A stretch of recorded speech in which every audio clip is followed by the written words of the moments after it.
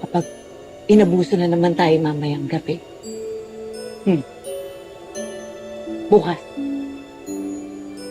sa susunod na araw, hanggang kailan tayo pababayaan ng Diyos mo? Ha? Huwag mong sabihin yan, Ate Amalia. Matakot ka naman sa Diyos. Ang pang-iinsulto mo sa Kanya ay magdudulot lamang ng higit na kaparusahan at pasakit sa atin. Lalong-lalo na nawalan ka na ng tiwala at pananampalataya sa Kanya. Wala ng Diyos, Manuela!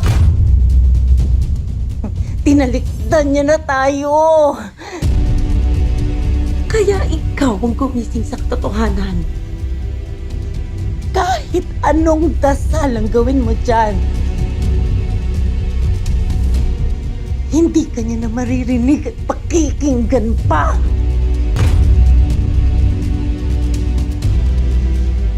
Tanggapin mo na lang na pinabayaan niya na tayo sa impyernong lugar na to.